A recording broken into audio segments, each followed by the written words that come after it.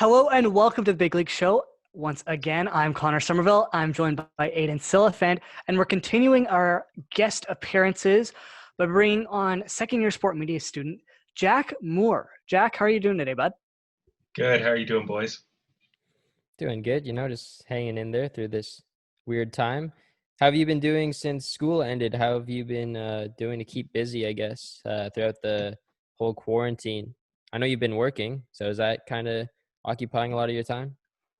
Yeah, it's weird working from home full time. They had to send me a work computer so I could do all my stuff from home, and just that's been keeping me busy from 9 to 5, obviously. But usually with sports, I kind of plan my day around like I know I've got a couple extra hours there, and then 7 o'clock rolls around, and I'm watching East Coast basketball games on the West Coast, and now obviously with the finals would have been happening right now. So it just kind of feels like I have way more free time than I usually do. So I miss it a little bit, but I'm trying to fill it with movies and TV shows and all that stuff.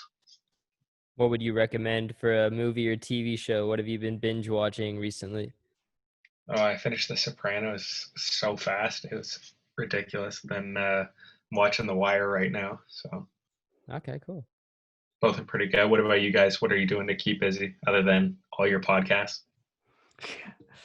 I'm watching a lot of soccer because that's back. I don't know how much you follow that stuff, and you mentioned you're on the West Coast, so some of those European times aren't exactly friendly, but Yeah. yeah, I've been watching a lot of soccer, a lot of FIFA, video games, just going. I don't know. I haven't been doing much, honestly. Yeah, same over here, I guess. I went back to work I guess 4 weeks ago now. So I'm working, 3 to 4 times a week, so that's keeping me a little bit busy, and then just doing a bunch of podcast stuff.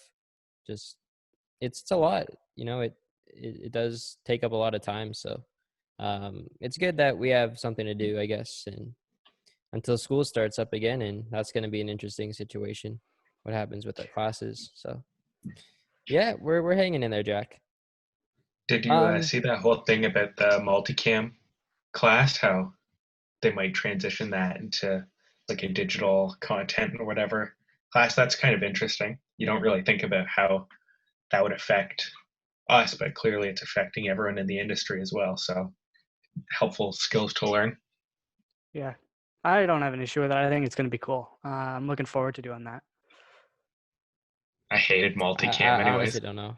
I don't That know. makes two of us. I don't really have an opinion on it yet. We'll see, I guess, how it goes. It's definitely going to be unique, and we're going to be learning things that people in the past haven't learned, haven't gotten the chance. So should be really interesting. So, as this podcast goes, Jack, we start off, do a bit of a quick fire question thing to sort of get the basics out of the way.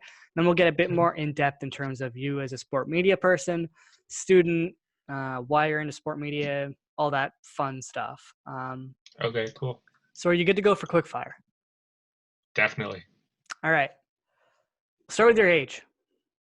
20 years old. Where are you from? Burlington, Ontario. Where did you grow up? Milton and Mississauga, Ontario. What high school did you go to? Assumption Catholic Secondary School. What's your university year? Even though I already mentioned I it. guess what, we're going into third? Yeah. Sports you played competitively growing up. I played rep basketball, but I was really bad. And then I did house league the next year, and I was really good compared to everyone else. And that's basically where I was. I was either a bench warmer on the good teams or a pretty good player on the bad teams. That's about it. I don't know how to skate or anything, so I never played hockey. So you say you're a bad player, but you played rep? Yeah, so I played rep, but I was like I rode the bench basically the entire year. Okay. So then when I went back to like house league and like the just where you pay to play or whatever, I was all right. But Okay, I when I was got you. actually against people who are good and now play university basketball, I was terrible. Mm. Well, I All think right. even just being on a team with guys who are now playing university basketball is impressive. So shout out to you, Jack. Shout out to Yeah. you.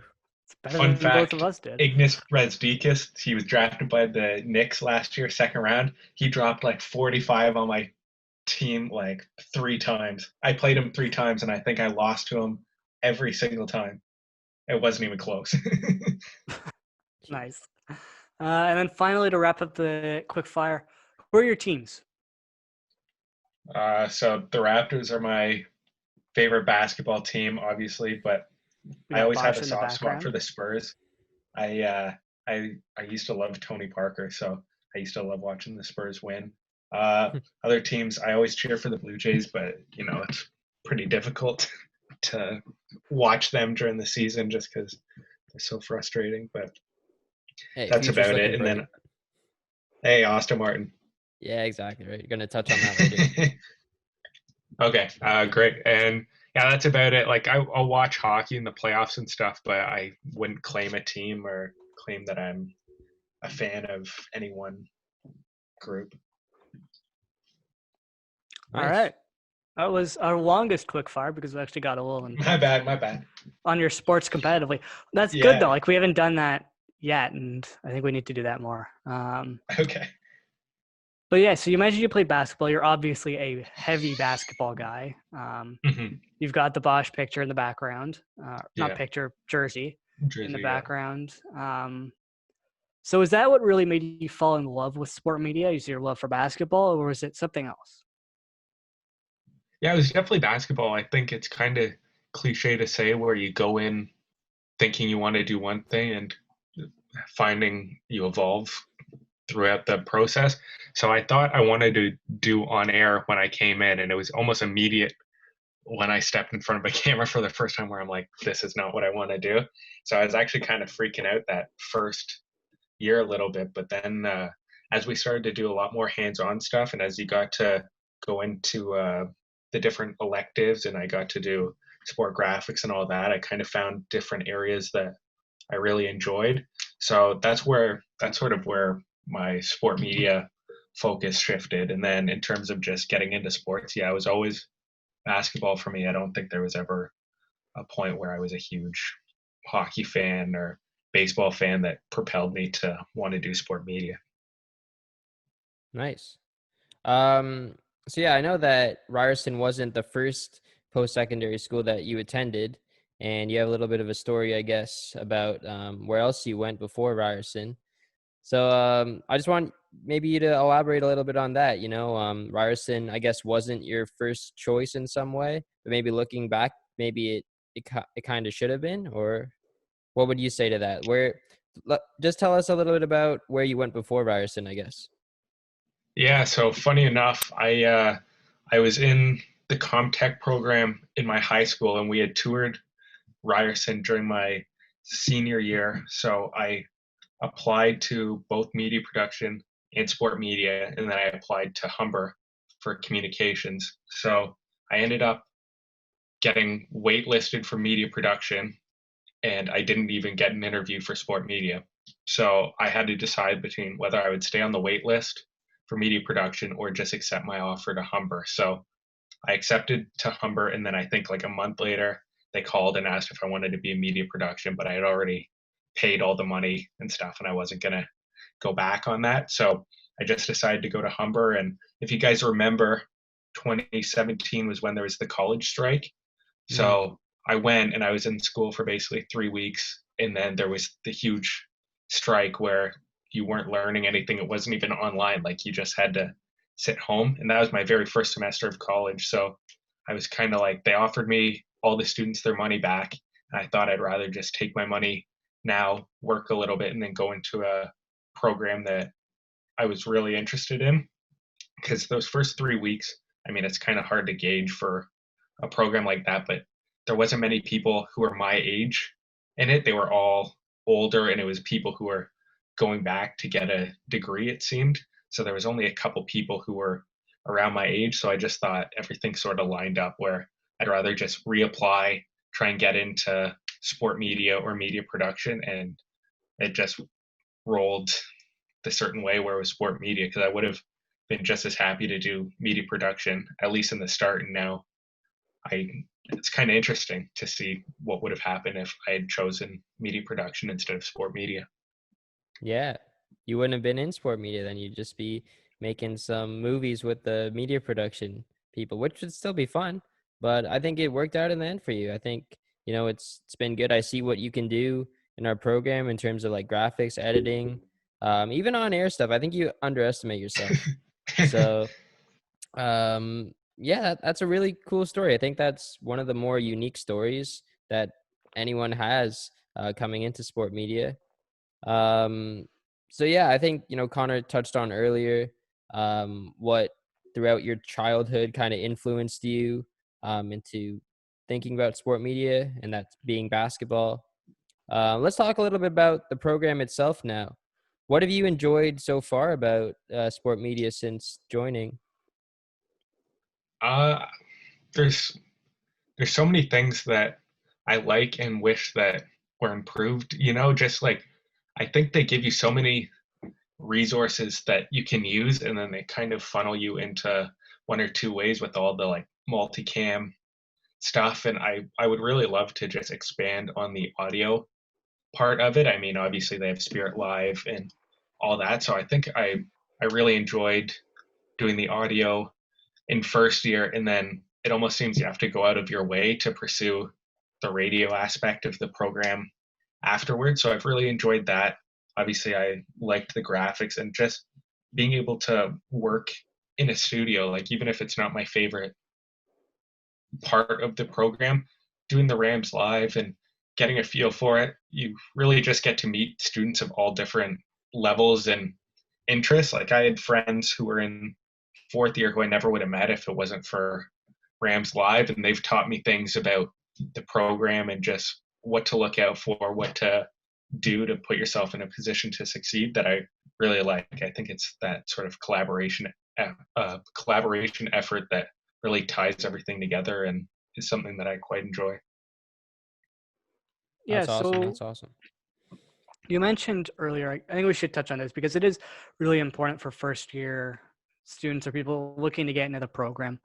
What was your interview process like? And what was the application process like? Because I guess you technically did it twice with media production, Mhm. your first year applying, and then sport media and potentially media production if you applied again the second time. So what were those experiences like, and what sort of suggestions do you have for people who are looking to apply to RTA?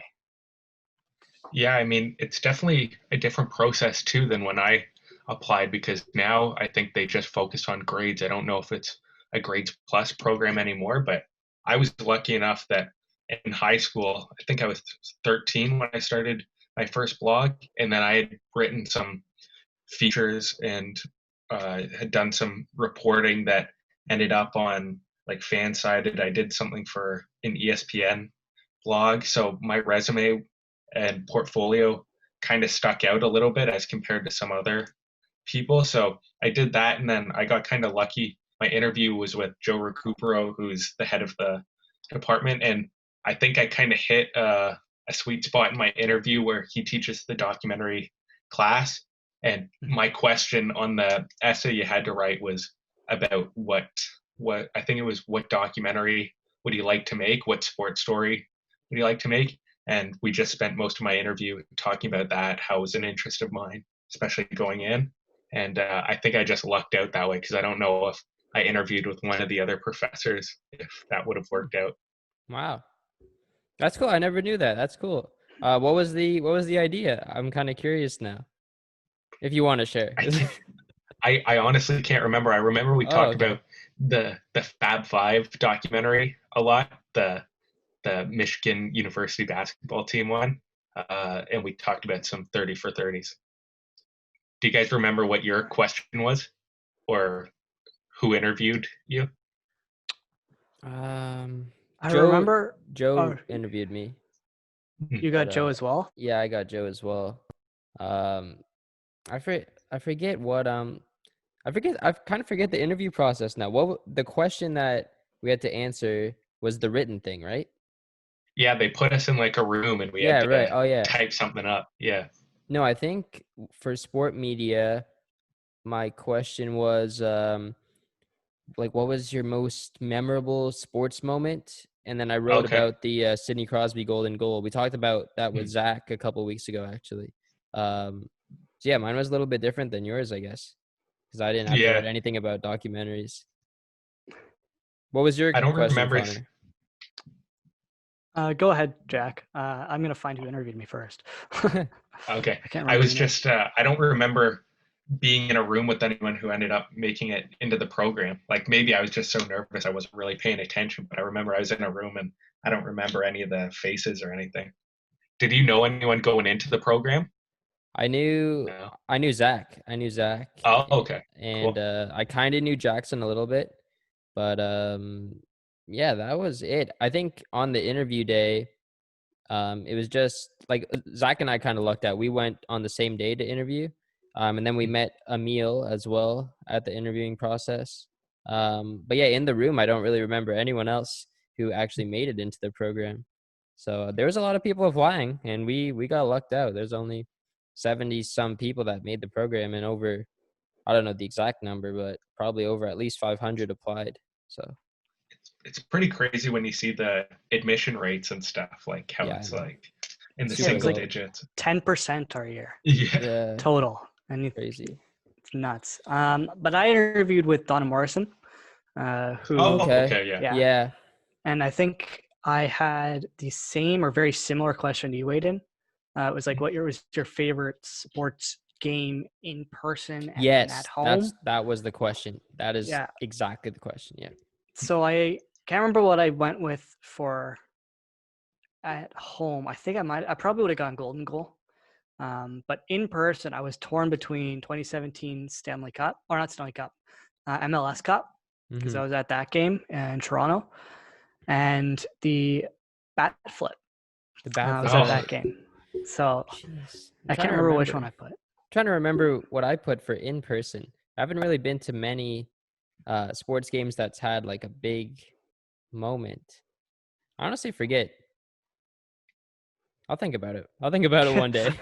Yeah. I was at Kawhi's first game back, or no, DeMar DeRozan's first game back in Toronto when Kawhi steals the ball from him with like 7 seconds left. So I'd That's probably sick. have to say that one. I was also at the Raptors game one against the Brooklyn Nets when they hadn't made it to the playoffs in a while. That one was good too. Oh, That's that was cool. good. 7-game series. Yeah.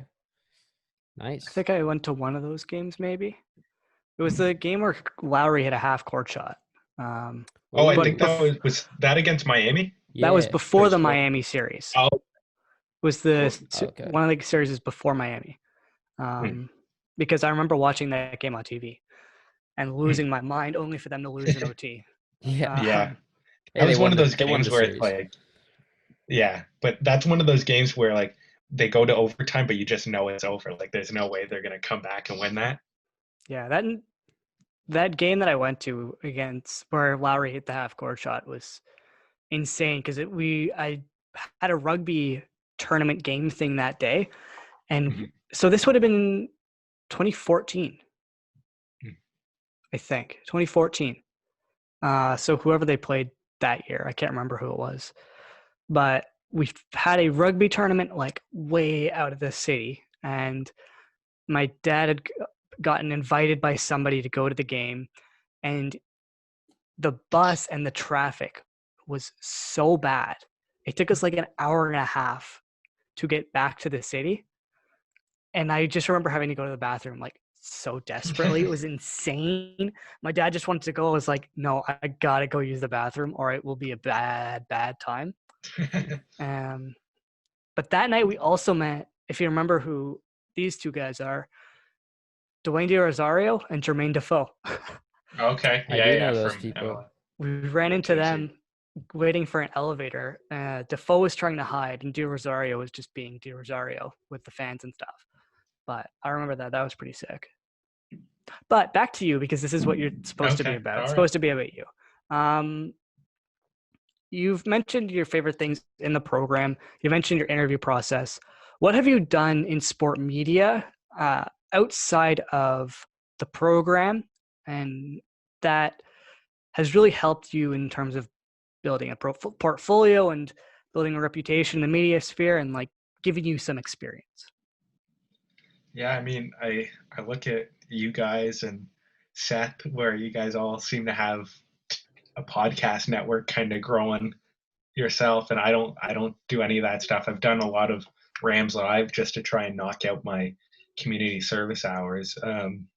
Outside of the program, I work at a bank, and I do like a little bit of like multimedia stuff. So I write emails, but I also do like I design stuff for the website and do that. So I kind of have built up a portfolio that way. I'd really like to get more into like creating content and just so I have something to show when we eventually have to do our internships, because obviously those are going to be quite competitive as well, right? And I'm really just trying to get hands-on experience because I really don't know what I want to do after this. I kind of know the kind of work style that I like, as opposed to like I'd definitely rather have like a desk job than one of these production roles where you're working from 7 o'clock at night to 2 in the morning. Hmm. So I think I'm just going to try my hand at a lot more things and maybe start a podcast next semester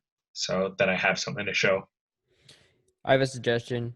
You should start an Instagram account that does graphics. Does, I don't know, pick a Oh team yeah, yeah. maybe, or a sport, because like that's your specialty. I think you're really good at making graphics, and I think you could really grow a good following there. So yeah, I think that's a cool idea. Thanks. What I love is that I've been asked to follow like 7 accounts from kids in our program who all because of COVID, right? I assume most people have a lot of time on their hands. I've seen Yep. like 7 people start like graphics accounts where every day they're posting it. But it's funny, Yeah. you can actually see the progression. Like you look at the very first one and it's like it's not that good. And then like by like 7 or 8, it's actually pretty good. So it's Yeah, there kind of you go. interesting to see. Yeah, exactly. I've been getting a lot of those follows as well. It's ridiculous. But it's good to see that people are keeping busy. Yeah, I think Uh, it's just good to see people in our program succeeding and trying new stuff, which you've mentioned. If you ever need resources, hit us up. We'd be happy to help you out with anything. Um, like Aiden's got experience hosting, I got experience audio producing, audio editing. So reach out to us. I'm sure there are other people in this program who want to help you out. But yeah, it's just cool to see everyone doing their stuff, trying to build a brand and all that funness of building a portfolio. But would you rather be on the business side then, or would you rather be like a host sort of thing? Definitely business, I think. And I think that really came with once I started working at the bank. I definitely realized that that was more my side. I'm not uh, a host person. I don't have the personality of you two where I can carry a show.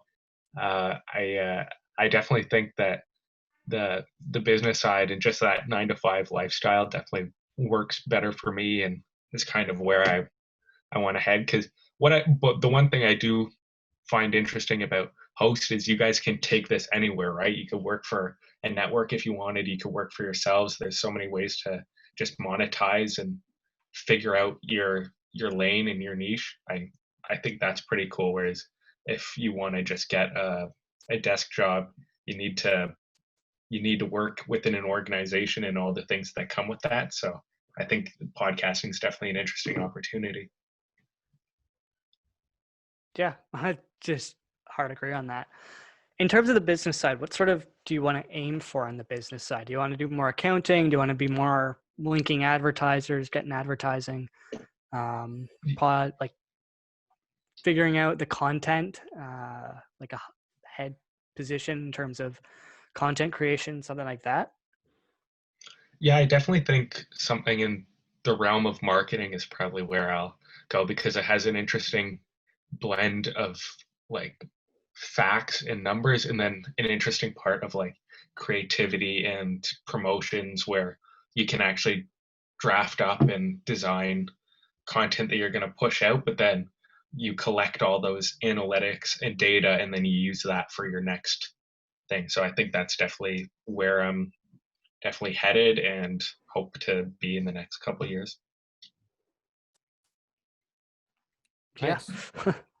I don't know. I think you're really set on what you want to do. You sort of got that niche that not many people in this program have in terms of going into the business aspect of sport media, and I think that's really good. Most of us are focused on production or audio or something along those lines. So Hmm. yeah, I think you're in a good spot.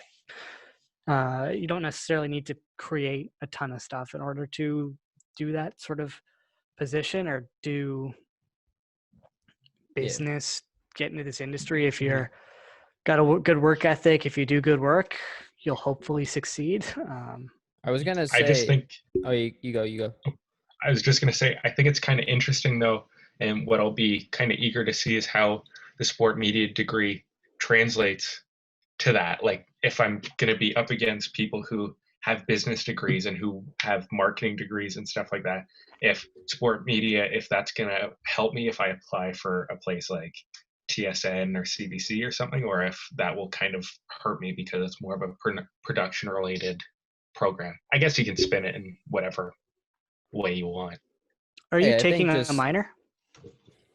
Yeah, I was doing it in design, but I got a couple of the business essential ones, so I think I might just finish that one off.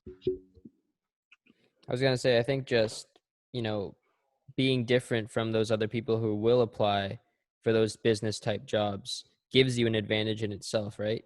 So it differentiates you from the rest of the pack. So I think it's gonna only be an advantage in the end for you. So yeah, I wish you good luck in that. Connor, anything else we want to touch on with Jack before we move on to the rest of the sports world? Um, maybe we could touch on his basketball thing a bit more because that sounded pretty interesting.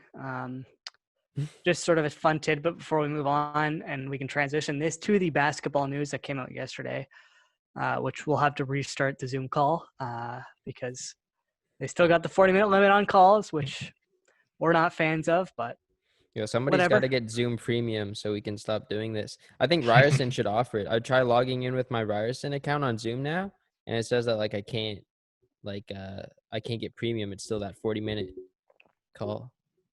Frustrating. Yeah. It's a Um, business expense. what did you like? What were your top experiences playing basketball growing up? Because you obviously played against good players, and the fact that one of them got drafted by the New York Knicks, although the That's Knicks are the another next. issue, Yeah. which we'll dive into later probably. But Okay, great.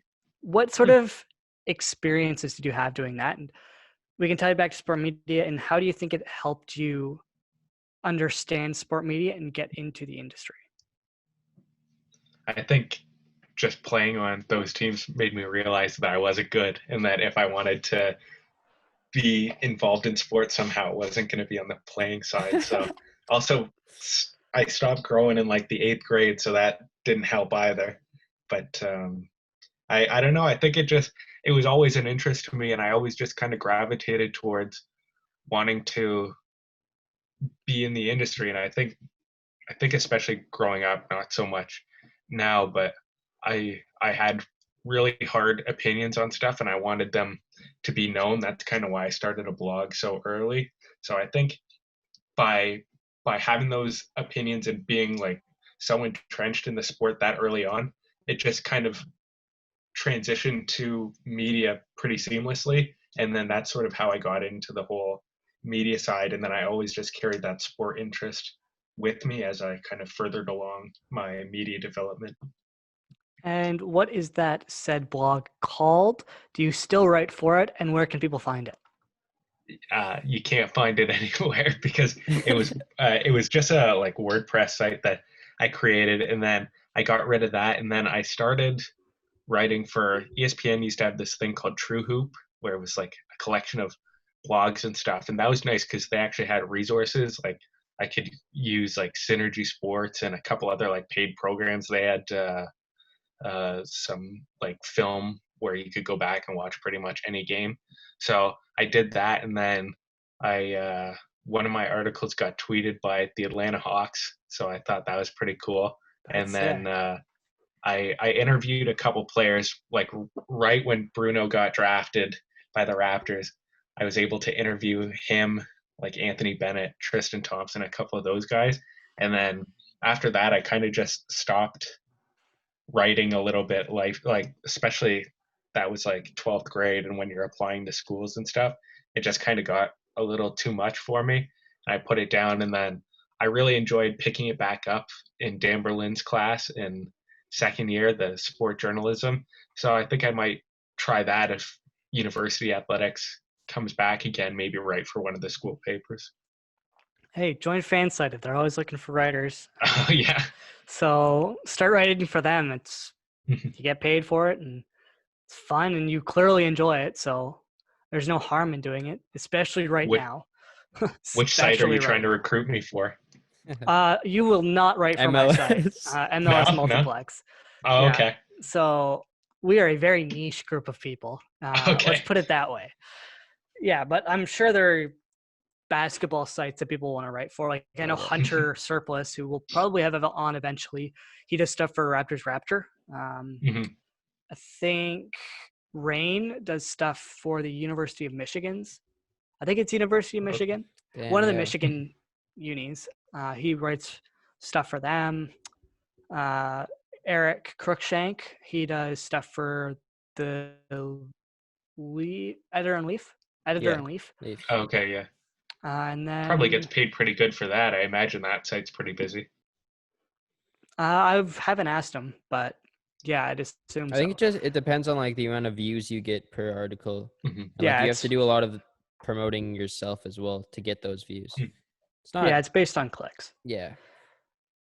But when you're doing stuff for MLS, you don't necessarily get a lot of clicks. Let's put it that way. Okay. Hey, you're just doing But it for the experience, though, We're, right? yeah, And it's we're good doing it for the experience. for the portfolio. And like Connor's got the podcast going too. He's on that MLS Multiplex podcast, so Yeah, so we're. he's doing I a guess lot of before stuff. we move on to the actual sports, we won't be touching on soccer today because I'll hit all that stuff in my other podcast, the MLS Multiplex podcast. You can find it on Apple Podcasts, Spotify, Google Podcasts, basically wherever you get your podcasts other than YouTube. So I'll hit all that MLS draw, fake, completely and utterly fake, and all that other stuff. So check that out. But we are going to be back in the click of a finger for you and like 5 minutes for us. But yeah, we'll be right back to actually talk NBA and real sports. And we're back after that literal millisecond break for you people. But after our little segment on who Jack is, what he wants to do in sport media, all that stuff, we're going to dive into the current sport news, which we've done for the past 2 episodes with Evan Rutenberg and Zach Finch, which you can go back and check out if you want or haven't seen them yet. But yeah, I guess he's obviously a hardcore basketball guy, as we heard about in the first half. And Friday night, which is Friday the 12th, for people who may not be watching it now or in years past or future or whatever, a ton of news came out around the NBA and the players because it's very Kyrie. Okay, how do I put this without making Kyrie sound nuts? Basically, some of the NBA players are having issues with the tournament because they don't think that it's safe or a good idea to do in today's climate. Obviously, today's climate, the protests currently going on, the coronavirus situation, all of that stuff. So last night, Kyrie Irving organized an 80-person Zoom call with a ton of players, including Chris Paul, Kevin Durant, Carmelo Anthony, and Donovan Mitchell. I believe I saw Dwight Howard was involved as well. And they all spoke about issues that they have with the tournament and where they stand on whether or not they should be going back to play. There was some controversy in the early tweets, especially from Sams, who works for The Athletic.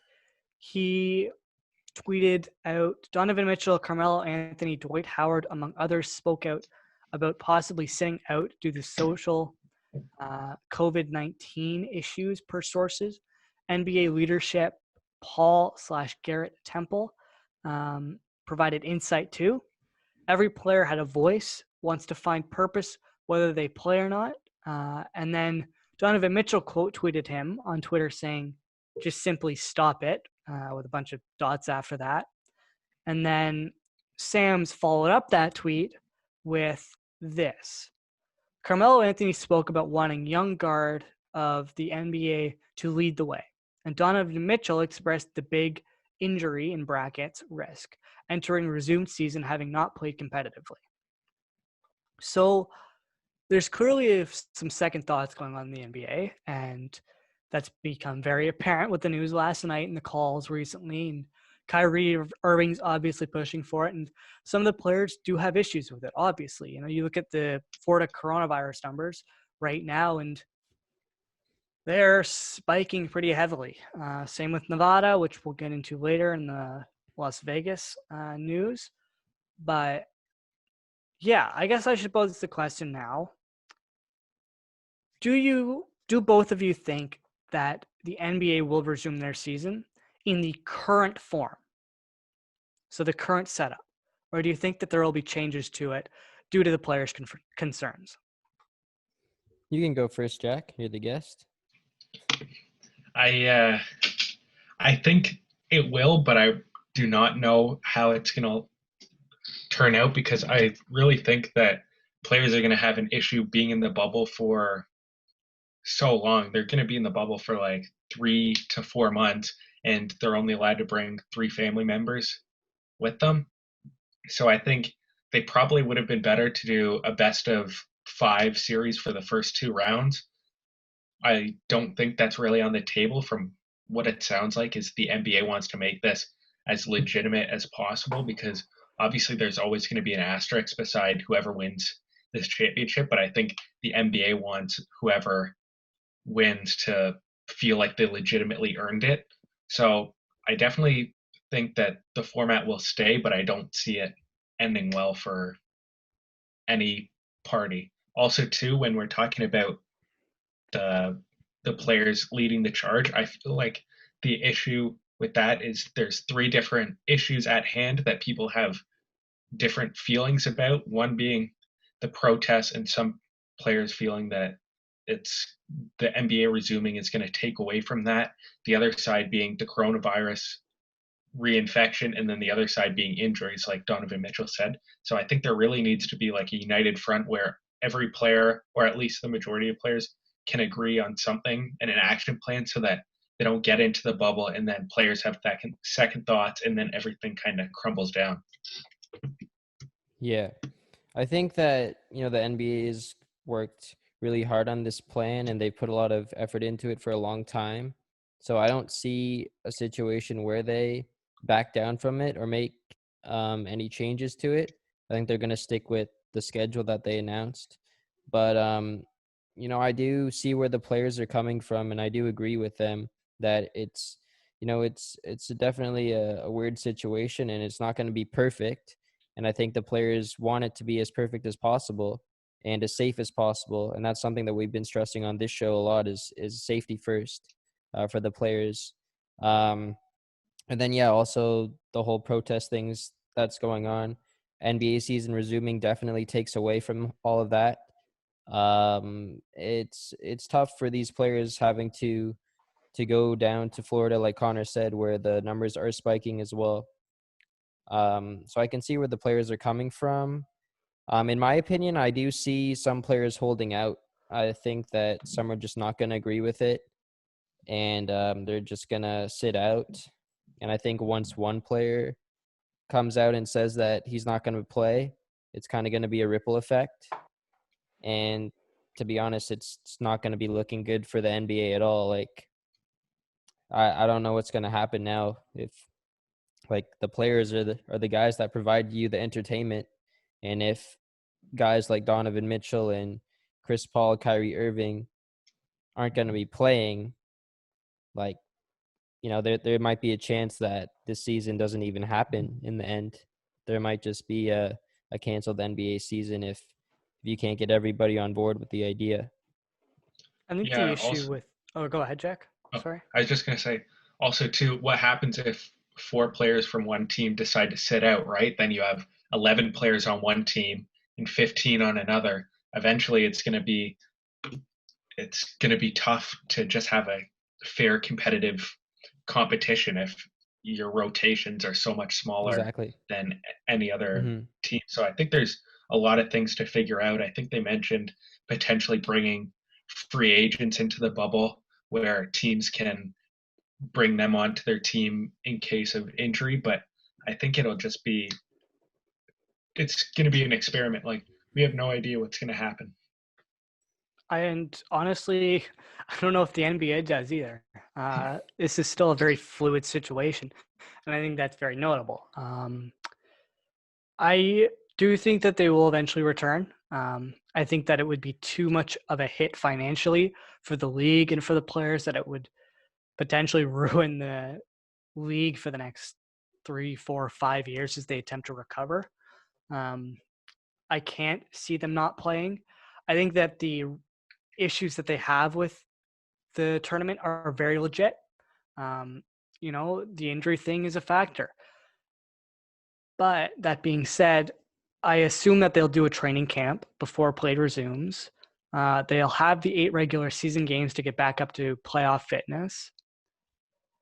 I think it happens. I think it happens in the current form. I don't think very many players will not go. I think if there's a unique situation, like we mentioned last week with Evan in the Premier League, and Troy Deeney, whose child was born with respiratory issues, and he said he will not play when the Premier League season resumes because he can't risk having his child get sick. And I think that there will be situations like that where players who have family who have respiratory issues won't go. And I think that's very fair. Another thing that's happened in soccer is MLS. They've said that any player who isn't medically declared safe or clear to go won't be allowed to go. So, for instance, Jordan Morris on the Seattle Sounders, I believe he's a type 1 diabetic. He might be type 2. I can't remember exactly which type of diabetic he is, but he may not be allowed to go to the tournament, the MLS's back tournament. I'll talk about that on the MLS podcast.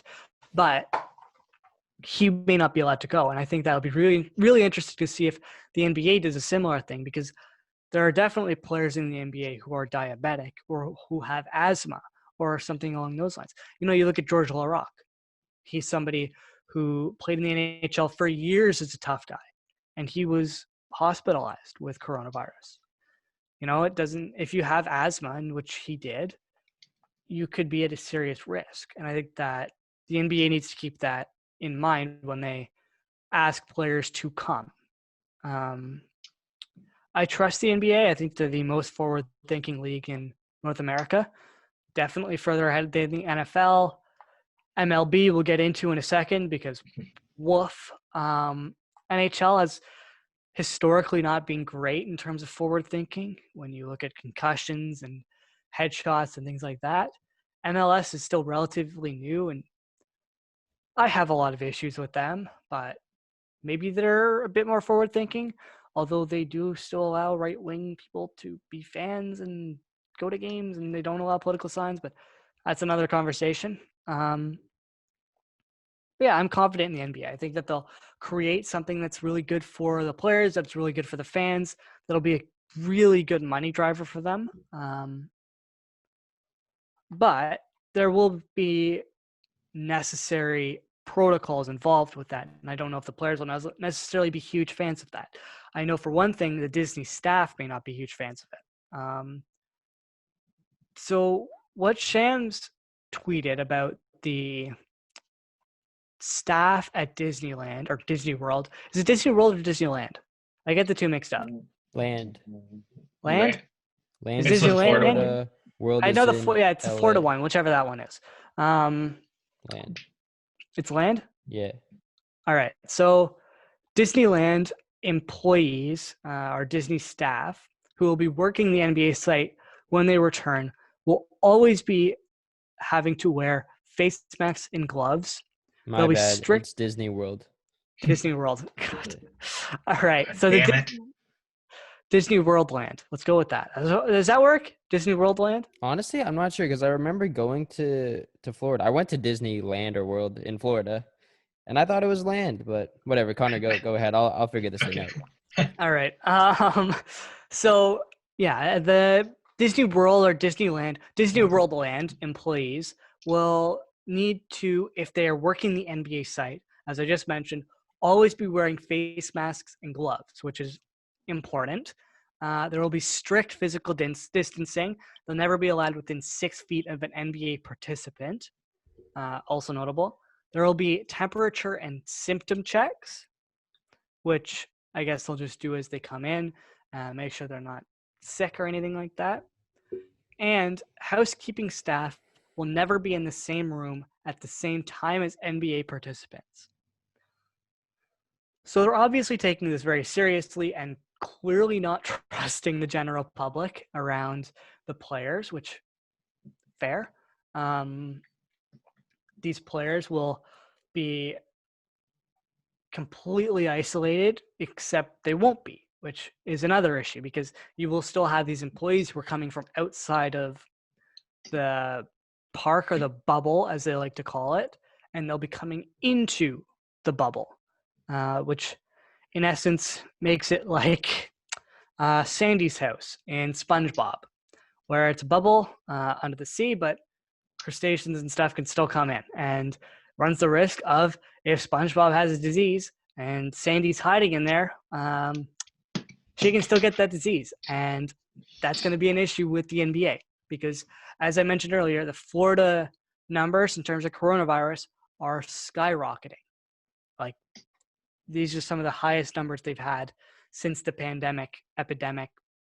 Everything in Florida reopening has started. So it's going to be really notable to see what they do and how they deal with that. The players would probably like to have a relatively normal experience at Disney World and not just be trapped in their rooms for the entire days.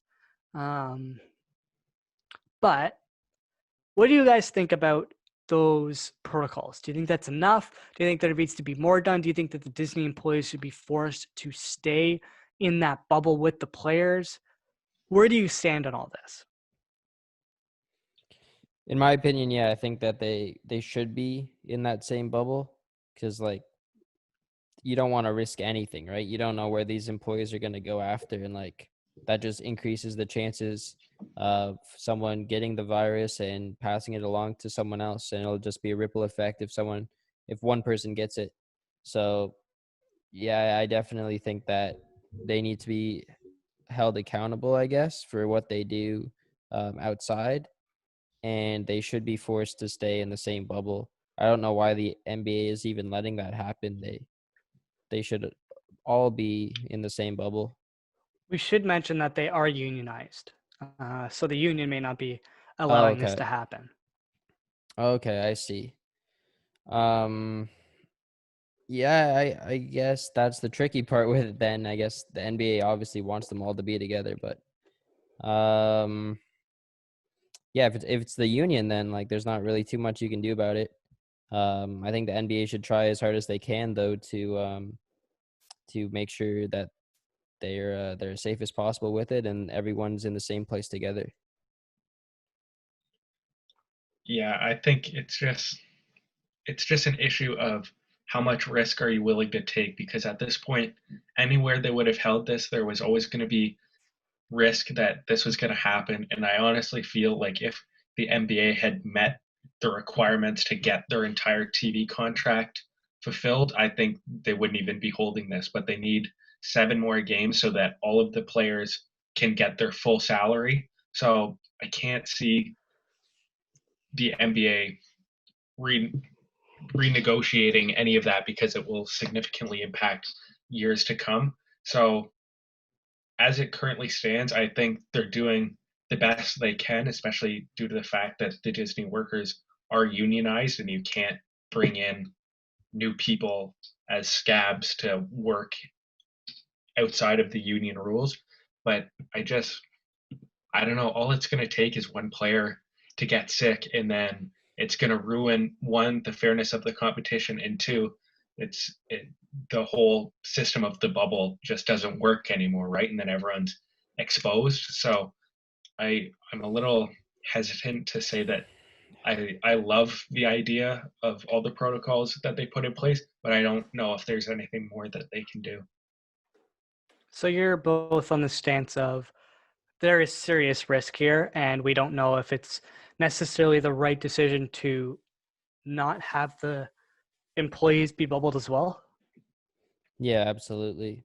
Yeah. Safety first, and it's very risky. There's so many risks that could go wrong with the NBA, even the NHL, which we'll get into later.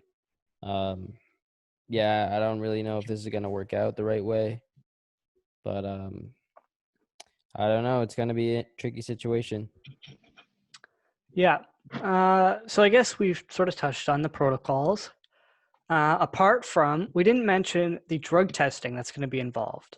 I believe Sams and Wojnarowski both broke this story, that the NBA and NBAPA have agreed to conduct performance-enhancing drug testing during the resumed 2019-20 season in Orlando, but tests for recreational drugs will remain suspended. So in other words, the guys can smoke pot, do whatever they need to do outside of games, to sort of stay relaxed and try to feel as normal as possible, but they won't be allowed to take PEDs.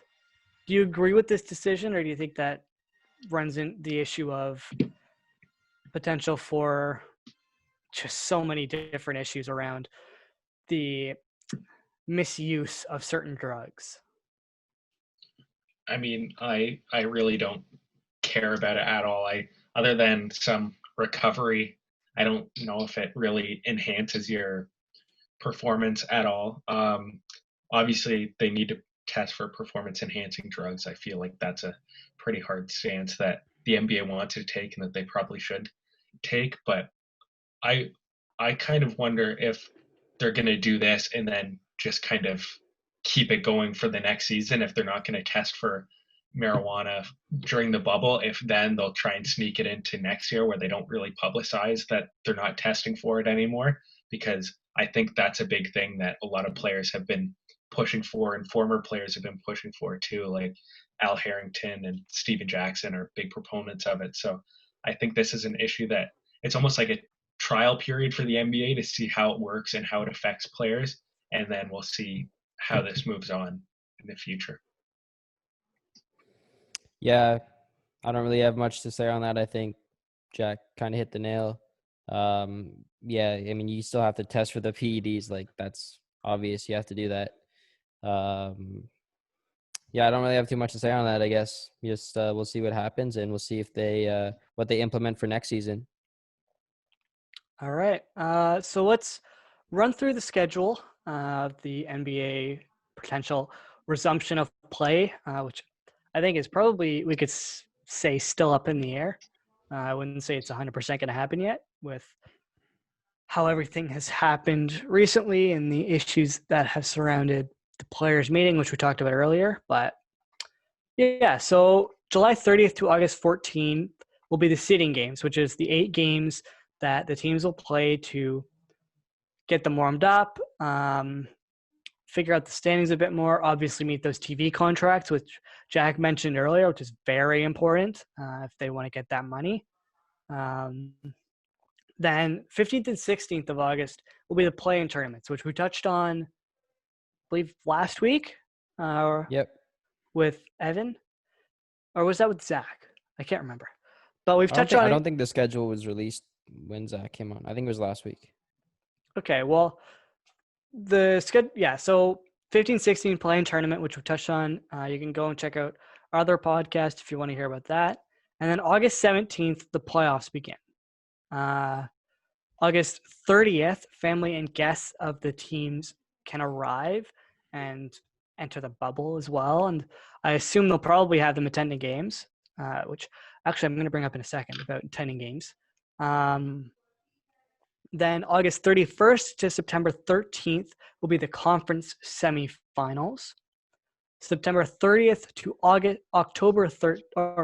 September 15th to September 28th will be the conference finals. And then September 30th to October 13th will be the NBA finals.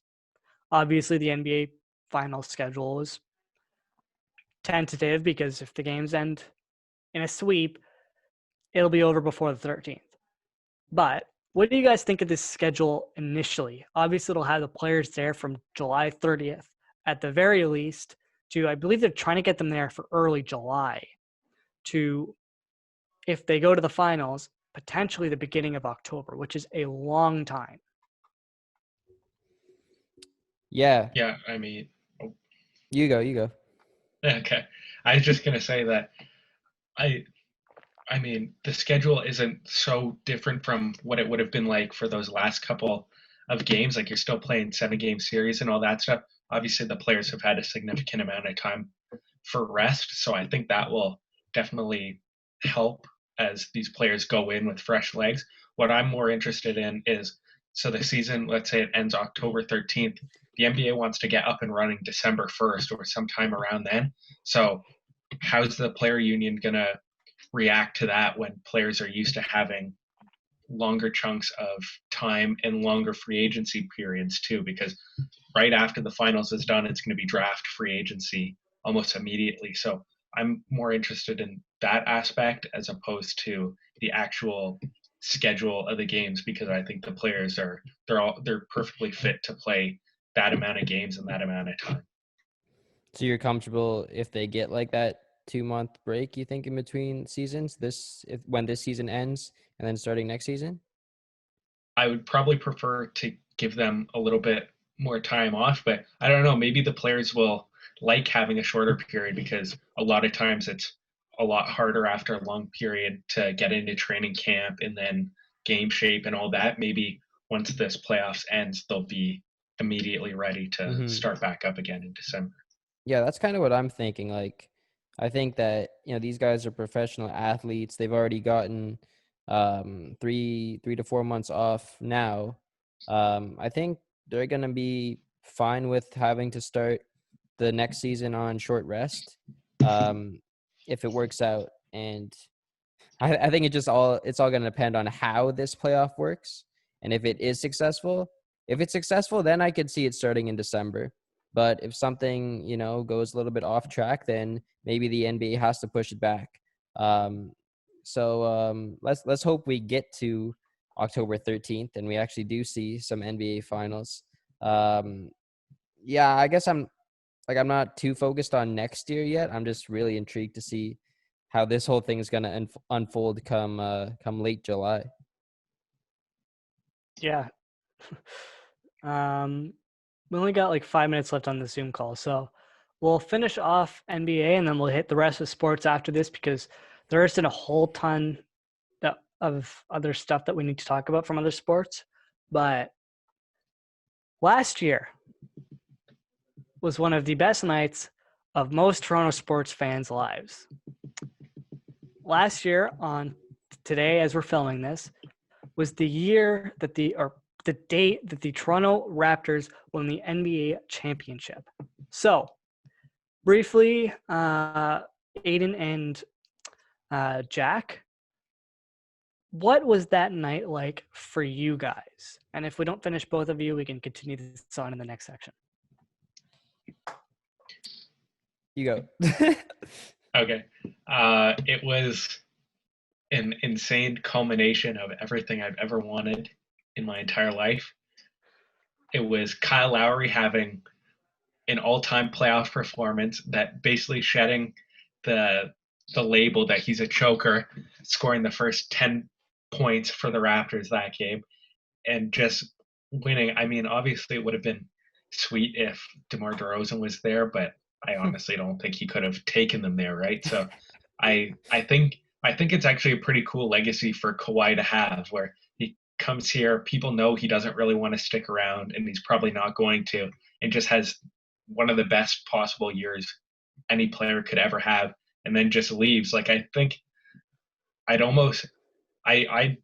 never really had a problem with his choice to leave, but I think it's almost cooler that he didn't come back for a year and then this all happened and then we kind of forgot about it. Like now he comes back and he's a hero, and I just think that's so cool. And then yeah, so that night was amazing. And then obviously I think we all went to the parade, I'd imagine.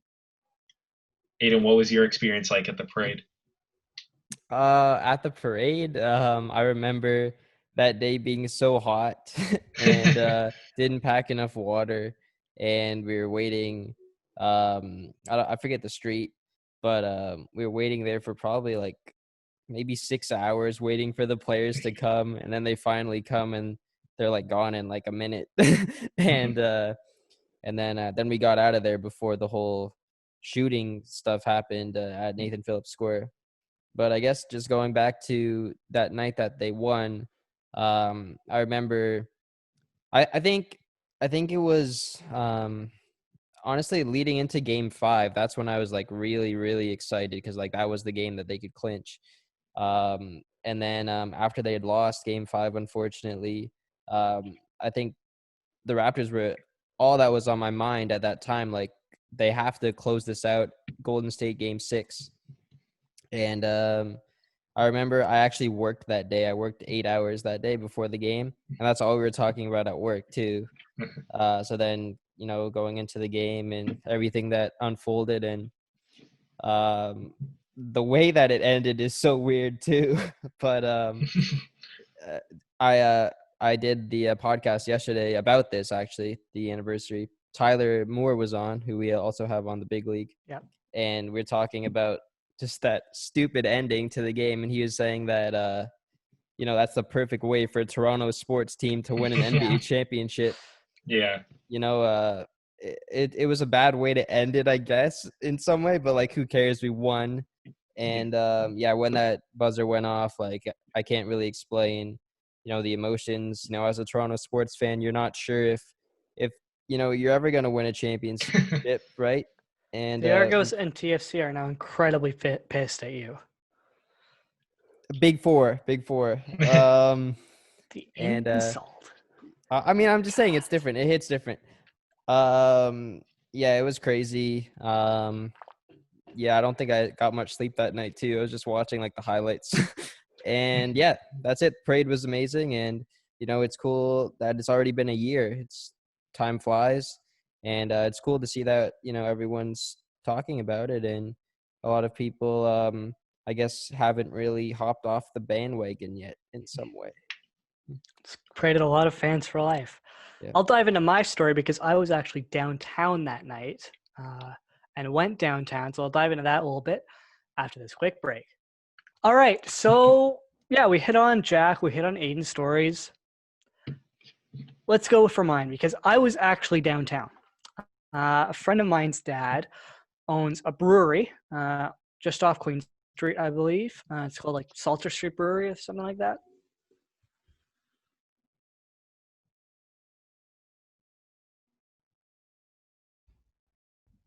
Did I freeze?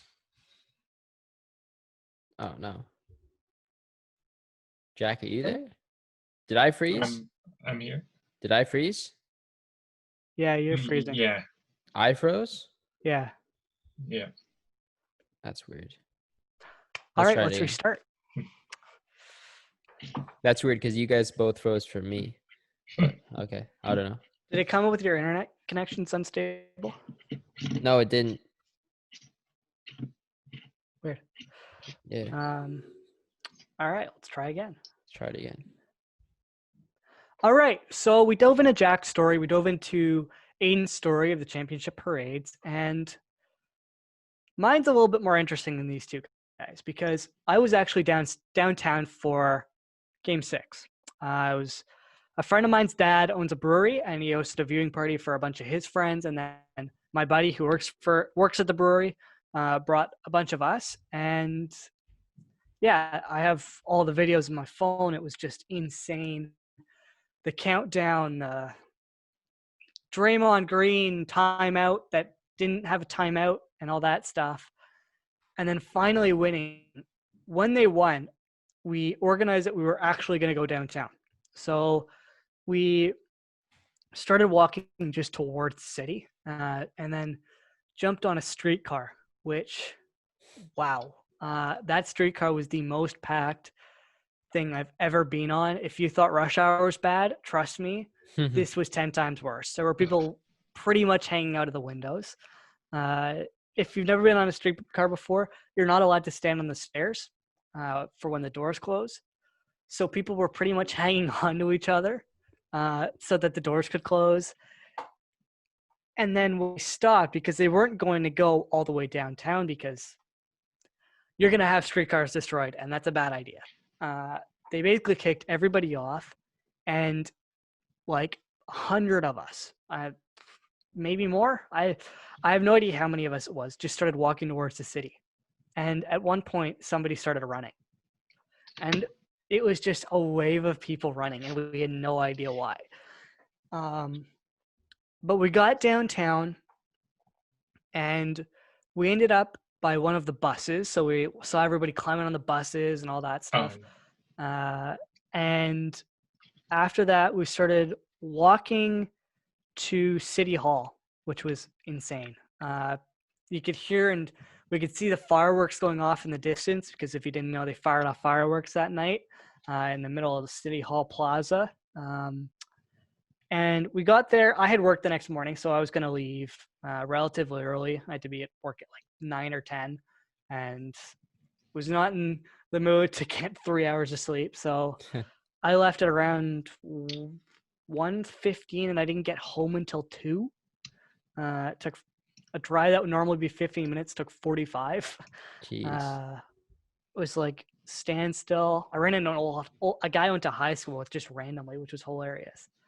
But at Nathan Phillips Square, we were just standing around, like taking everything in, and then I can't remember who it was, but one of my friends said, "Let's run to the water." Because a couple of guys had done it before when we showed up, and they're idiots. They're all 18, just want to go for a run. And took their shoes off. I was stuck watching everybody's things, and they just took off right across the pond. They showed up all soaked, and I promptly left and accidentally took one of my friend's car keys, which he didn't get that back for a while. But it was just nuts. The drive home, my Uber driver and I were just killing ourselves. People going downtown, sitting on top of cars, just yelling, horns. It was insane. I've never experienced anything like it. Probably will never experience anything like it again. It was just insane. I couldn't believe what was happening. You know, the joy that was just in the city everywhere. There wasn't a frustrated or sad person on the face of Toronto's streets that night. Everybody was just celebrating, partying. A bunch of my friends stayed at downtown until like 4 a.m, climbed on buses and all that stuff, and it was just nuts. Like the videos, the pictures I have from that night, like Vancouver was bad. That's one of those negative experiences that you don't want to be a part of, but Toronto was just something. Nothing will probably ever compare to it unless the Leafs win the cup. Big if. Yeah, big if. And knowing the Leafs, it'll be this year that they win it.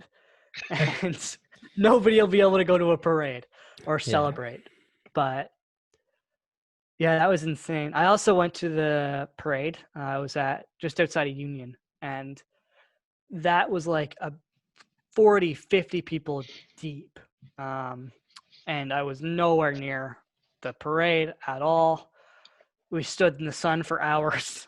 And then as we were leaving, Steve Dangle walked by me, which was hilarious. He happened to be there as well. So yeah. Did you say hi to him? I believe that was right as he was having heat stroke, or he was in the middle of understanding, oh shit, I'm having heat stroke. Oh, so, no. Yeah. You don't remember that? I believe we talked about that in the podcast. I don't remember that. No. Yeah, he was that was nuts. We were going to go try to meet a couple of my other friends who were on the other side of the intersection. But I had to go home and see family because they were visiting. But yeah, that night, that entire week was just insane. I couldn't like MLS Cup was good, especially for me, but that Raptors parade and all that stuff was otherworldly. I couldn't fathom The what was happening. the disrespect, Connor. Yeah, you disrespected MLS and CFL. And you got mad at me for doing it, but now you're doing it. I'm not disrespecting it. I'm saying it was bigger for the city. That's all I said, though. MLS was bigger. Okay, All right, that's it. Yeah. whatever. But yeah, like I don't know. I don't know what else I need to add to it because it was just insane that entire night. I'm sure I'm forgetting stuff because like there was so much going on and so much to take in. But yeah, do you guys have anything to add in terms of your experiences at the parade or anything like that? What do you think they could have done better? Because it didn't feel like it was planned too well. Oh, for the Like, parade? I yeah, think like the route was a little bit confusing because I remember getting there. I think we went to Nathan Phillips Square right away, and it was already packed. So Yeah. like we've kind of looked for other options, and then we were like asking like officers and people working there where the players were going to be going, and they weren't telling us anything. Maybe that's what they were told to do, I guess, and maybe it's safety reasons or something. But I don't know. I think, who cares? They won, then there's a parade in the city. Yeah. It's gonna be chaos no matter what. So no, I think I don't really know if there's like a specific moment that stands out about the parade for me. I think that they could have done a lot better in terms of setting up the parade route. Obviously, one of the biggest issues they had when doing the parade was the buses couldn't get through because of the people. Oh And yeah. I think if they'd kept the fencing or put fencing up, it would have been a lot more fluid, I guess. It would have worked a lot better. But that was something they definitely need to deal with. I don't think they expected as many people to show up as they did. We had what did they estimate it was? Like over 1 million or 3 million people or something like that? Yeah, it was like I think they said in between 1.5 to 2 million. I think that's the number I heard. Yeah, like that's just insane. That's unheard of to have a gathering that big. And like, what are you going to do? How do you prepare for that? No country or city on the face of the planet has had to plan for a parade where 1.5 to 2 million people are coming and you only get a week to prepare. Yeah, and then exactly a year later, you can't be with more than 5 people too. Exactly. It's just funny to see. Hey, Just 10 the people difference. now. Oh, 10 people now? Okay. Yeah, it's up. It got up to 10 on Friday. Friday got up to 10. But it's only a close circle. So. Oh, okay. Yeah, that's complicated stuff that we won't get into on here. But yeah, it's just the contrast between last year and this year is just insane. Yeah. Hey, we're still the champs, though. Yeah. After every Toronto championship, there's some sort of season suspension. Jays back in 93 and Raptors 2018, 19. Yeah. If the Leafs win, I don't even want to know what's going to happen. I guess the Leafs in 67, if you look at what happened after that, there was a bunch of new teams that entered the league as well. So Leafs something big always happens. Yep. Something big always happens. But yeah, I guess that's everything from the championship. Obviously, we have like a ton of stories that we are forgetting or slipping our mind right now, but it was just an insane moment. That's as the best way that you can sum it up, really. This year, if either Toronto team wins it, which I think there are some seriously good chances of that happening in terms of the NBA or the NHL, who knows what will happen? Or even Toronto FC. They have a decent group, but not this podcast. Yeah, we'll see what happens. I'm excited for what's about to resume and potentially resume in Toronto. Now we'll get into the Toronto aspect of this in a second, but yesterday a report came out with I've forgotten the name of the Vegas paper that broke this. Apologies to the Vegas newspaper that broke this, but a Vegas newspaper reported that one of the hub cities for the NHL was going to be the Las Vegas. They're going to take over 2 hotels, have everybody stay there, isolate. They'll have just buses to transport the teams to and from the arena, and that's basically it. One of the notable things is they wanted a hotel that didn't have any sort of games, so like casino games.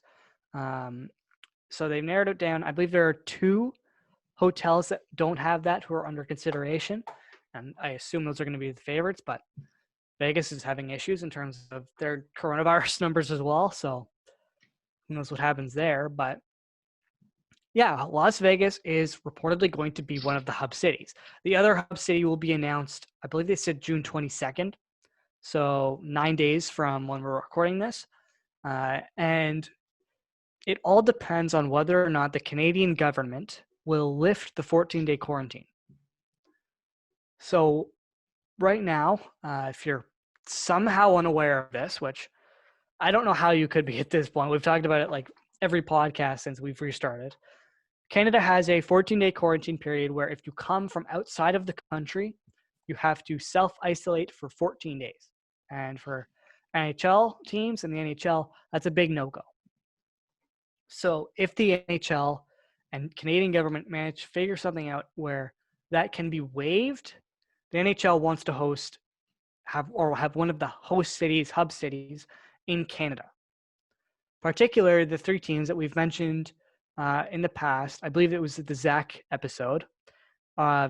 Edmonton, Vancouver, and Toronto had all put their hat in the rings and were under consideration to host. Chris Johnson then reported yesterday in the Vegas article that the favorite for the NHL to host games in is Toronto. So if the Canadian government lifts this 14-day quarantine period, then games and one of the hub cities could very possibly be Toronto, which is incredibly interesting because Toronto has had a bit of an issue in terms of cases. We are one of the more infected areas of Canada and more infected areas when looking at Edmonton and Vancouver. But we also have a lot of facilities. Sportsnet and TSN are both based out of Toronto, or Greater Toronto area in TSN's case. We have lots of broadcastable arenas. Yeah, that works. In Ricoh Coliseum, the Scotiabank Arena or Air Canada Centre, which we'll just call it Scotiabank Arena from now on because everyone's moved on from the ACC. And Mattamy Athletic Arena is another one. Center. Is it Center? Oh, yeah. How have you gone to Ryerson for 2 years now and still don't know what the MAC is called? Hey. I don't know why I said arena. Yeah, I've never heard that either. The MAC, M-A-C. The MAC, yeah. Or if you don't know what the MAC is, Maple Leaf Gardens. Yeah. It has Ryerson's broadcast studio, which obviously John and Aiden both have experience working in. Jack. Why do I say John? Jack. Sorry, Jack. John Moore's an NHL player. That's where I get John Moore from. I always mix you up with John. Your first name, John. I don't know. I guess because of John Moore. I don't know. But back on topic. Yeah. So right now, Toronto is apparently one of the favorites to get to be a hub city. If it doesn't end up in Toronto, we don't know where it'll be. That will be announced June 22nd, which, as I just mentioned, is 9 days from now. But what do you guys think of that? Do you think Toronto should be the next hub city? Do you think the Canadian government should waive that 14-day quarantine for the NHL? I can see Aiden clearly thinks he does.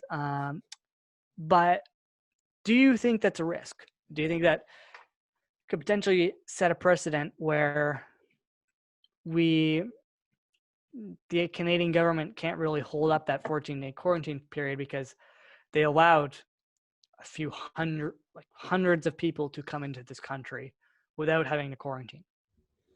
Yeah, I think that's the biggest challenge. That's the only thing that's stopping the NHL from making Toronto a hub city. In terms of cases, I know like our cases are going up, but in my opinion, like it's going to be the same everywhere. You know, I don't think there's a place where you can play hockey in nowadays that there aren't cases going up at all. So I think there's always a risk no matter where they're going to play. But yeah, I think, you know, we've been saying this for so many episodes now. Toronto's the perfect place to play because of the broadcast facilities, because of the arenas. And it's just going to mean a lot more to hockey in specific, because Toronto is the hockey mecca of the world. And if you play all the games in Toronto or half of the games in Toronto, that means a lot more than playing it in Columbus, Ohio. Like, I think you're going to draw Pennsylvania. Yeah, true, exactly.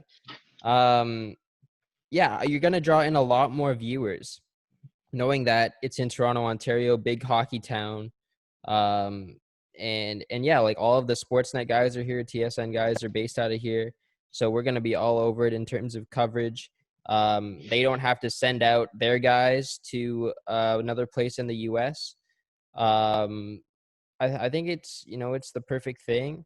Honestly, I'm saying this without much bias as well. Being from Toronto and being a Leafs fan, yeah, you might think I'm only saying this because I am a Leafs fan, but no, I think it just makes a lot of sense if we do get our cases down a little bit and we waive this 14-day quarantine. I don't know. It's a risk no matter where you do it, but I think Toronto is a good place. Yeah, I mean, I think too that it's definitely going to help the economy if you have 400 millionaires coming into the city and they're stuck here to have to spend money and just hang out. I do kind of worry about the interest that it'll generate. Like, I mean, obviously they'll be contained in the arena, but I kind of worry that if stuff is happening inside some of the big arenas, that fans might start to gather and try and create a spectacle around that might not encourage, but might transmit more COVID cases. But I mean, that's going to happen anywhere. Maybe not Vegas, because I don't think they really care about hockey other than the few Golden Knight fans. But I don't know. I don't have a problem with them lifting the restrictions. All right, so we're all in agreement that the NHL should come to Toronto. The big thing about whether or not they do come is, as we've mentioned multiple times, the 14-day quarantine period, which as of now, the Canadian government has not shown a willingness to lift. But it's going to be something to watch. There should be an answer by not our next podcast, but the podcast after that. So look forward to that. We should have some good discussions about that. We should know a bit more about the NHL's plans, because we still don't 100% know when the season will resume. We've heard June 10th as a potential for training camps to begin, or phase 3 to begin, as we've talked about in the Zach Finch podcast. But who knows? We've been going on for quite a while, so let's move through. Sorry, excuse me. This is a long podcast, by the way. Just want to throw it out there. Like, this is going to be our longest one, I think. Maybe. Let's go to baseball, because the MLB draft was this week, which nobody knew about. So baseball, what's happening? The Players Union and owners / the league legitimately hate each other. I don't think there are two groups who hate each other more right now. The MLB owners have submitted like 4 different proposals to the players, all of which masqueraded as the exact same thing. It's been a bit of a joke on their front, and the players are very, very mad.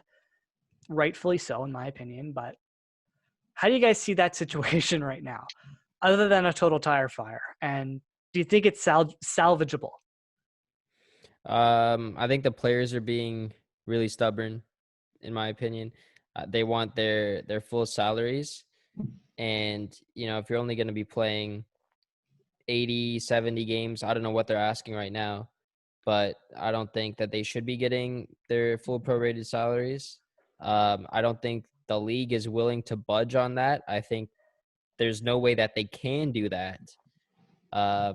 So I think, the players are going to have to kind of adjust their offer, or there's not going to be MLB this year, I think. And also, like, in terms of the amount of games and not just the money, like, if you're only playing 50 games, like, are you really going to award a World Series after 50 games and then playoffs? Like, there's going to be a huge asterisk on it, obviously. But in my opinion, if you're only playing 50 games and it's a risk to even be playing those 50, why not just postpone the season and wait till next year and start it up fresh again? And, especially because you are having problem agreeing to terms as well. Like, I think there's a lot of negatives going on with the MLB right now. They haven't come to any solution. We haven't heard anything from the MLB really that they've agreed to something at least. So, I don't really know if things are gonna start going in the right direction for that league. I know the players and the owners, they want baseball to be played. They want to award a World Series champion, but it's kind of hard to see that right now, in my opinion.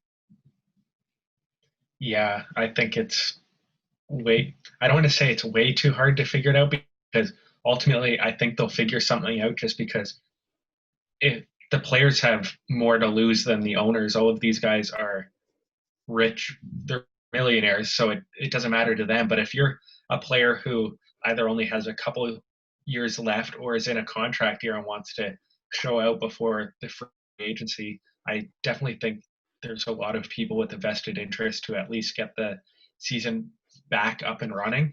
But what I worry about is, like, okay, we're June 12th right now, and there hasn't been any word about the season starting up again. So you need training camp. You need to get these people all settled into hotels. Then you need a schedule that actually works, where teams aren't playing like 3 times a day.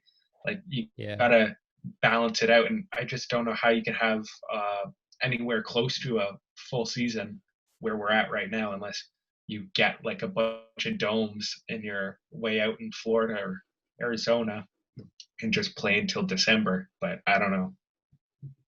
Yeah, it's really interesting to see what the MLB is doing. Both sides have refused to move from their offers. The owners can say they've moved their offer, but they just haven't. It's been the same thing, just a different number of games every time.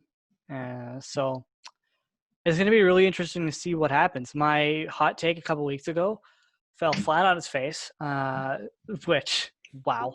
John or Jack, if you weren't paying attention to what it was, I predicted the MLB would be the first league back, and right now it's looking like they're going to be the last one back. So that was a hit and a miss, or a swing and a miss. You already did that like 2 weeks ago as well. Yeah, I know. I know. Oh, he did it, and then he tried to do it on me like it was brand new. Yeah. I'm going to do this every time now. And he did the badum as well. Yeah. But yeah, other than positive news, the draft, which I mentioned about 30 seconds ago, Toronto Blue Jays had the 5th overall pick, and they picked, what was his name? Austin Martin. Aston Martin. Car. Yeah, there you go. Aston Martin.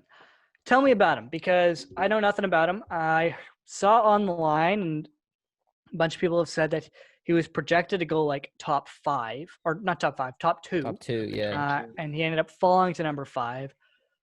Who is Austin Martin? Yeah, Austin Martin, like you said, was one of the top prospects heading into the MLB draft. There was a little bit of questions heading into it, just because he didn't finish his season as strong as he would have liked to. And I think that's kind of what dropped him a little bit.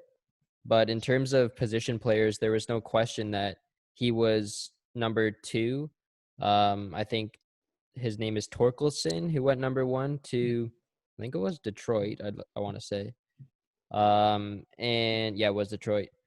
So yeah, he was the number 2 right behind him. And yeah, Martin's a great player. He went to Vanderbilt.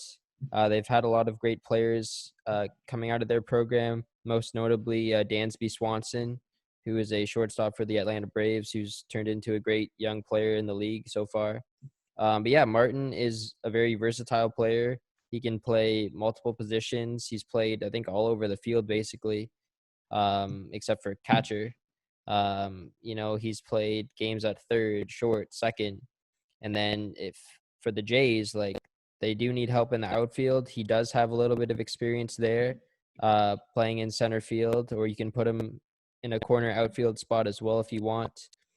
Yeah, I think, heading into the draft for the Blue Jays, most people were thinking that they're going to go get a pitcher. And there were guys available that they could have taken, but they chose to go with the best player available. And I'm extremely happy that they did that.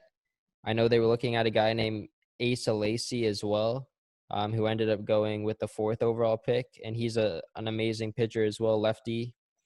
So he's going to be good for, I forget which team drafted above the Jays, the Royals or something. I don't know. But yeah, the Royals. And yeah, in terms of Martin, like we have a great young core on this team now. Bo Bichette, Vladdy Guerrero, Kevin Biggio, and now Austin Martin. So I'm really excited for when he finally becomes a Blue Jay. I think it's going to take at least 1 year, probably more than that, because MLB players do take some time. But hopefully he can be an impact player right away. And I'll ask Jack this question. I said that he's very versatile and stuff. Where do you think he fits in with the Jays in terms of where he's going to play on defense?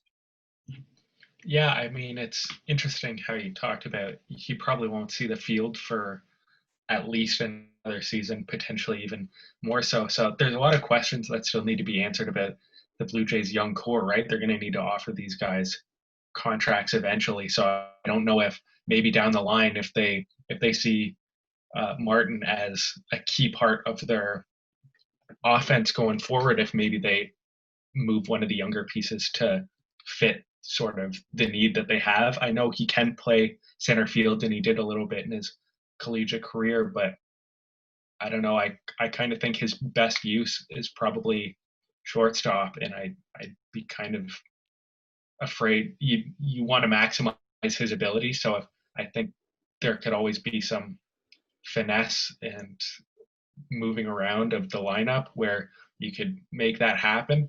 But I'm honestly going to be more interested in how he does in the minor leagues and what happens due to Corona, if that will impact sort of when he's brought up, when like what that does to his development, just because we don't know what's going to happen with the minor league season. Mm-hmm. Yeah. Um, I was also going to mention something else. Oh yeah, about his contract. I saw an article, I think Arden Zwelling wrote it on sportsnet.ca, something about his contract being, because he was projected to go number 2, he might be asking for a lot more money because, the Jays got him at 5. They might not be able to get him that salary that you would typically get at number 5. They might have to pay him a little bit more. So that's something to look at as well. But I think they're going to get him signed up, hopefully. And yeah, it's going to be interesting to see where they play him. I think shortstop is his best position. I don't know what they want to do with Bo yet. Like, he's obviously going to be here for a long, long time. So they're going to have to look at moving him to second base, I would say, if or just put Martin at second if they do that. They also have a lot of options at third base. Vladdy's probably going to be out of that position in a couple of years. They got Jordan Groshans coming up. And then, they also have Biggio, who can play first base, second base. Even you could put him in the outfield if you want. So they have a lot of options. And honestly, I think this draft was just a big win for the Jays. They got a bunch of pitchers late as well. So yeah, I'm really happy with what the front office was able to do. Surprisingly, with Atkins and Shapiro, you never know what you're gonna get, but they hit the nail on the head with this one, and I'm really happy about it. Yeah. So overall, good pick. We're running out of time again on this Zoom call, so I think we'll do Conor McGregor really quick, and then we'll get into hot takes after we end this call. But if you haven't been paying attention to the UFC, Conor McGregor retired again. This is the third time he's retired. So nobody really knows if this is for real or not. I think it's fake. Some people Fake are news. speculating it is. Some people are speculating it's not, because it's reported that he's supposed to get the fight or the winner of Khabib Khabib and Justin Gaethje. So, do you guys think this is legit, or do you think this is another fake retirement bargaining tool for McGregor? I mean, obviously, like the way that he did it as well. Like the tweet was like, "I'm retiring." Like he didn't really say too much. Like I think if you're someone of Conor McGregor's caliber and you're retiring from the sport, like you're probably gonna go on camera and say it, right? You're not just gonna do it in a tweet, and like it's a short tweet too, right? It wasn't much. And yeah, I think like he's gonna come back. Yeah, you see that he's gonna fight the winner of that fight. I think there's definitely an opportunity to fight Floyd Mayweather again, and I think once he sees that, like the money's gonna be there, and he's gonna do that rematch in a heartbeat, and he'll be back. So yeah, I think it's fake. Am I allowed to say that I think it's fake and I don't care if he comes back? Like, Yeah. that might be my hot take. Yeah, That there could you go. that could count as my hot take, but I don't care. I think the UFC it's in such a good position just with both the male and female fighters. I think they may not have like a ginormous star now like Conor if he actually did retire, but I just think that like they're in such a good place with Khabib and Justin Gaethje. Like that fight's going to be insane just for someone who enjoys it. Like not, I wouldn't say I'm a connoisseur of UFC, but I follow it and I quite enjoy it. And also too, like I don't know, he could probably make more money fighting Logan Paul if he wanted to. Like I don't know what is in it for him. He'll join WWE or do UFC or something. Yeah. I agree. I want to see that Logan Paul fight. That'd be cool. If Logan Paul were to fight Conor McGregor in MMA, Logan Paul would end up without a nose. So let's leave it at that. But I would have to do agree with that. Yeah. I meant Although, those wasn't it- celebrity boxing things that he does. Doesn't he do like? Wasn't that that Bagel Boss? Wasn't he trying to fight him and like all these like minor celebrities try and fight Jake Paul? It seems. I think Jake Paul's got KSI on his mind. I think that fight's gonna happen next year. I know yeah. it's gonna happen next year. DAZN? DAZN, yeah. Yeah, it'll DAZN's be gonna get DAZN it. again. It'll be what's his name? Eddie Hearn. What's his name? I'm blanking. Eddie Eddie Hearn. Hearn. Yeah. Eddie Hearn's gonna put that fight on. So I don't know. I think it'll be a good fight. They're pretty evenly matched. But who knows? We're gonna do hot takes in 1 second. All right. So before we get to the hot takes, there's a little bit of soccer news that I wanted to hit really quickly because I'm probably not going to hit it on the other podcasts that I do. Jonathan David, who is the attacker, basically main attacker for Canada's national team, who currently plays in the Belgian league for Genk or Ghent. I get the two mixed up. But he led the league in goals, tied in assists, or led the league in points or something like that. He had a crazy, crazy good season. He's valued at over 20 million. highest valued player in the Belgian league, and he's likely going to transfer this summer. The team that he's likely going to transfer to is unknown right now, but it has emerged that Arsenal and Arsenal and Manchester United are currently having conversations with his agent about potentially joining them. We'll see if that happens, but that sort of links me into my hot take, which we're going to do now. We've informed Jack of what the hot takes are. And my hot take is that Jonathan David is going to end up in the Bundesliga and is going to explode just like Alphonso Davies. I think he's going to have a crazy, crazy good season in the Bundesliga. And I think he's going to be considered one of the best young strikers on the planet. Which of you has come up with your hot take fast enough and actually has one prepared? I have a couple, but right. I'm debating in between which one to go with. I'll say that after drafting Austin Martin, I think the Toronto Blue Jays are going to run into some serious cap problems.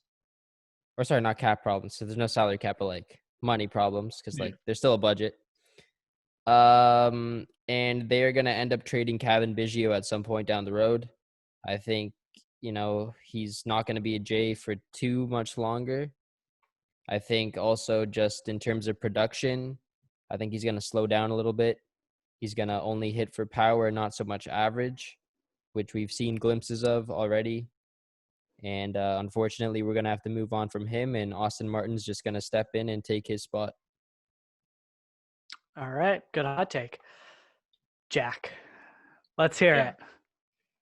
All right. This is not so much of a personal hot take, but a co-sign of a rumor that I heard. So the rumor is that the NBA PA doesn't think the NBA will allow fans into the arena for all of the 2020-21 season, and I believe that to be true. I think, as we've talked about before, the NBA is the most forward-thinking league in the Big Four, and I definitely think that, as we've heard, Adam Silver has said that they will not allow fans in until there's a vaccine. So by connecting everything together, I don't think there's going to be a vaccine in time. Therefore, I do not think fans will be allowed in for the entire NBA season next year. All right. Before we wrap this up, I do want to bring up one thing that I did forget to mention when we were talking about the NBA. There are rumors because Orlando and the NBA are obvious, or Orlando. Orlando is obviously hosting the MLS and the NBA. There are rumors that those leagues will allow each other's players to attend games as fans. What are your thoughts on that? Can I add another question to that too? Yep. Okay. What MLS player do you want to see courtside at an NBA game, and what NBA player do you want to see in the front row at an MLS game? I want to see Kevin Durant front and center for an MLS game because he just bought into, I think it was DC United. Philadelphia Union. I always mix those two up. Philadelphia Union, who I'm not going to get an MLS. Sorry. But I'd love to see him field side for a Philadelphia Union game. I think that'd be insane. I'm really looking forward to that. In terms of NBA or MLS player at an NBA game.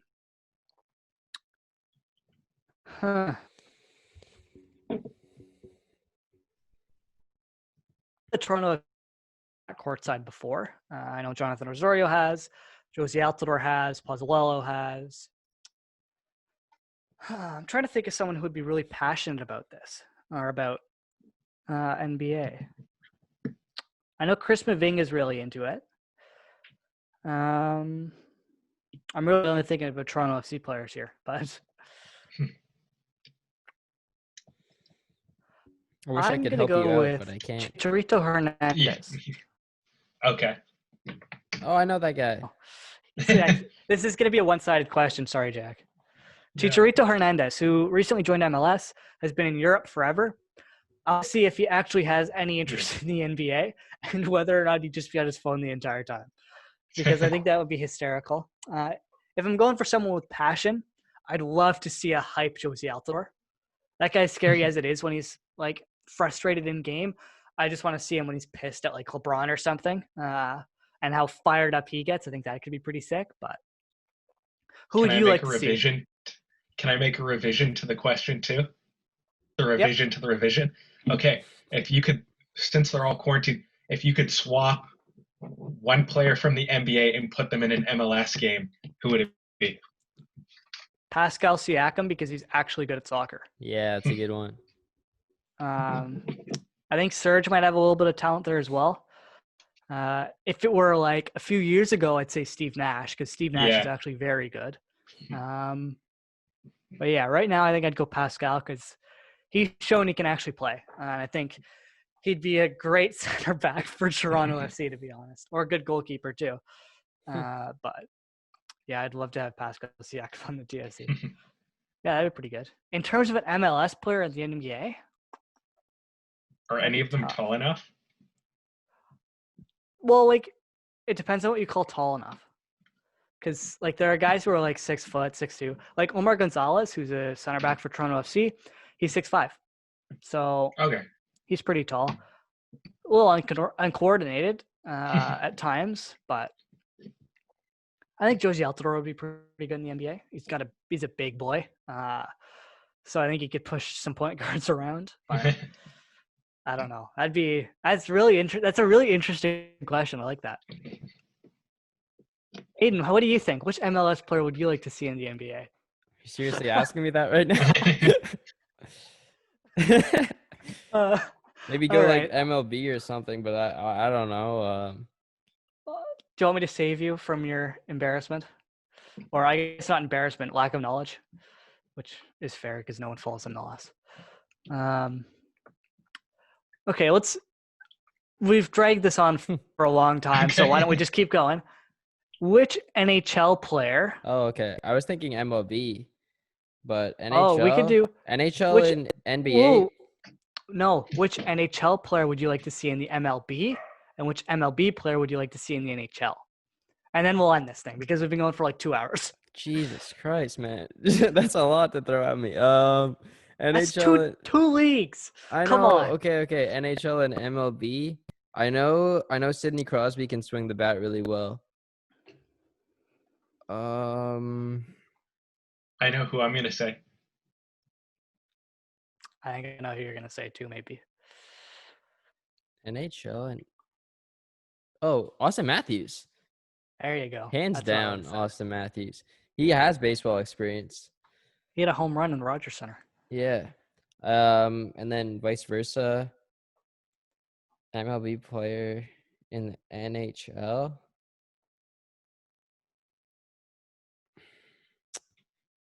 I don't know. That's tough. Who are you going to say, Jack? I'd go Chara. Zdeno Chara. In the MLB or the NBA? Yeah. NBA? Just because. Okay. Even if you throw a ball, you'd be able to reach out and grab it.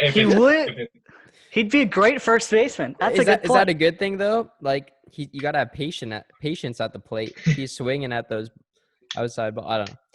I mean, his wheelhouse is also too like a foot bigger than everyone else.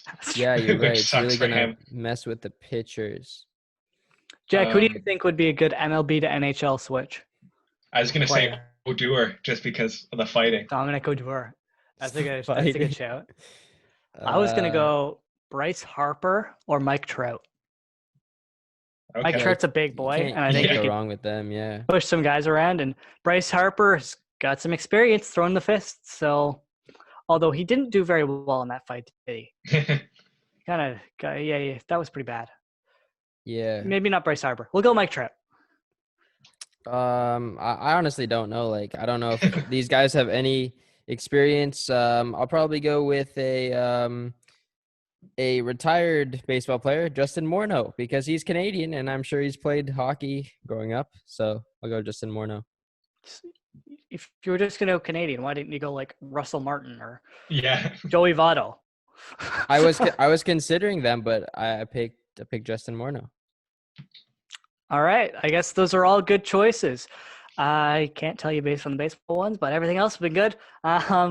But yeah, with that, Jack, thank you so much for taking the time out of your day and coming on the podcast. Do you have anything you'd like to shout out? No, I'm not on social media enough to have anything to shout out, but I don't have any podcasts or anything. So I just want to say thank you to you guys for having me on your podcast. Well, thank you for Anytime, coming buddy. on. Anytime. We'll let you know if Jack ever starts a podcast. So you can go check that out. But yeah, if you want to get my soccer takes, check out the MLS Multiplex podcast. If you want to check out Aiden's new podcast with a couple of his friends, what's the name of it, Aiden? Check it out. Unlimited with Aiden Silliphant. You can check it out on Spotify and YouTube, or follow at Unlimited Pod on Instagram, and you can get all the links there. So check it out. All right. Don't forget to check out our Instagram page for the Big League, which we never post on or do anything with. Except at the Big- stories. Except stories. We do stories. We do stories. What's that at, Aiden? At the Big League Show. All right. Check out the Big League Show on Instagram. I'm on Instagram at CWG Somerville, on Instagram at Connor_Somerville. Jack, what's your Instagram, and do you have Twitter? Don't follow me on Instagram or Twitter. It's all just garbage. It's nothing. Like, I post stories when like breaking news happens. That's about it. There. you go. All right. And Aiden, what are your ads on everything? At Aiden Silliphant on literally everything. So check it out. All right. Well, thank you for listening. We'll be back sometime this week / next week with hopefully another guest. And with that, thank you for listening. We'll see you next week. Peace.